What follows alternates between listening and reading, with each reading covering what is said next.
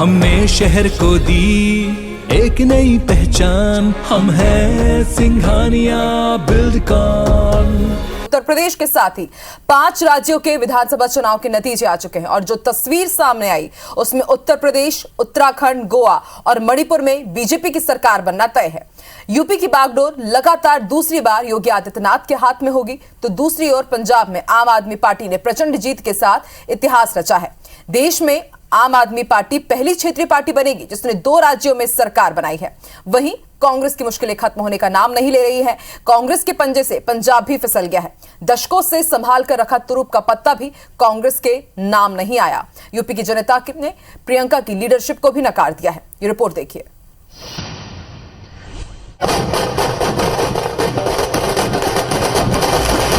UP में योगी फिर उपयोगी।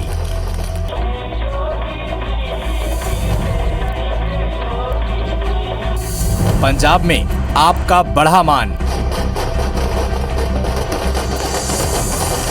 उत्तराखंड में टूटा मिथक।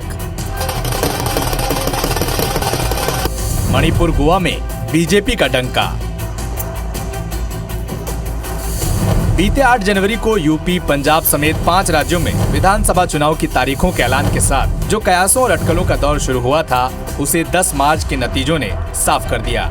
यूपी, उत्तराखंड, मणिपुर और गोवा में बीजेपी अपना गढ़ बचाने में सफल रही, लेकिन कांग्रेस के हाथ से पंजाब भी छूट गया। सबसे बड़े चुनावी राज्य उत्तर प्रदेश की बात करें तो यहाँ 403 विधानसभा सीटों पर बीजेपी गठबंधन और सपा गठबंधन में सीधी टक्कर थी, लेकिन जनता के जनादेश ने साफ कर दिया कि उनके लिए अभी भी योगी ही उपयोगी हैं।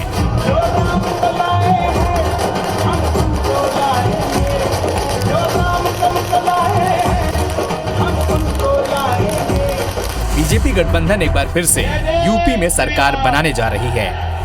हालांकि पिछली बार के 312 सीटों की तुलना में उसे 50 से ज्यादा सीटों का नुकसान हुआ है।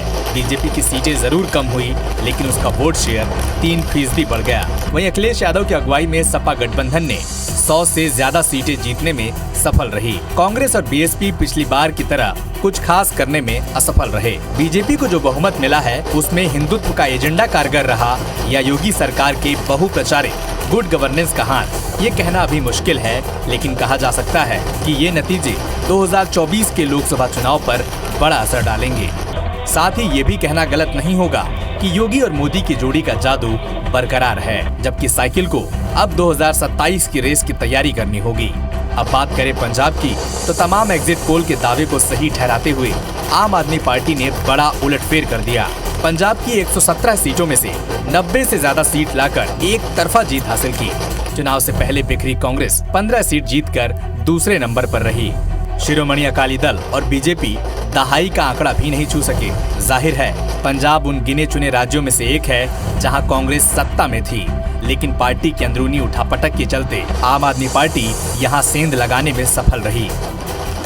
दिल्ली के बाद पंजाब दूसरा राज्य होगा जहां आम आदमी पार्टी अपनी सरकार बनाएगी। देवभूमि उत्तराखंड की बात करें तो सुबह जब काउंटिंग शुरू हुई तो बीजेपी और कांग्रेस के बीच जबरदस्त टक्कर दिखी, लेकिन जैसे जैसे दिन बीता बीजेपी के हक में नतीजे आ गए और 45 से ज्यादा सीट जीतकर बीजेपी ने उत्तराखंड के सियासी मिथक को भी बदल दिया, जो पिछले 4 चुनाव से हर बार सत्ता बदलने को लेकर था। एक और राज्य मणिपुर में भी अभी बीजेपी अपने सहयोगियों के साथ सरकार चला रही थी। इस बार उसने अकेले दम पर चुनाव लड़ा और सबसे बड़ी पार्टी बनकर उभरी। पूर्वोत्तर में असम के बाद मणिपुर दूसरा राज्य है जहां बीजेपी मजबूती से अपनी जड़ें जमाने में सफल हुई है। वहीं सबसे छोटे चुनावी राज्य गोवा में अब तक बीजेपी सरकार चला रही थी। 40 सीटों वाले गोवा में इस बार टीएमसी और आम आदमी पार्टी ने भी चुनाव लड़ा था, जिसने मुकाबले को दिलचस्प बना दिया था।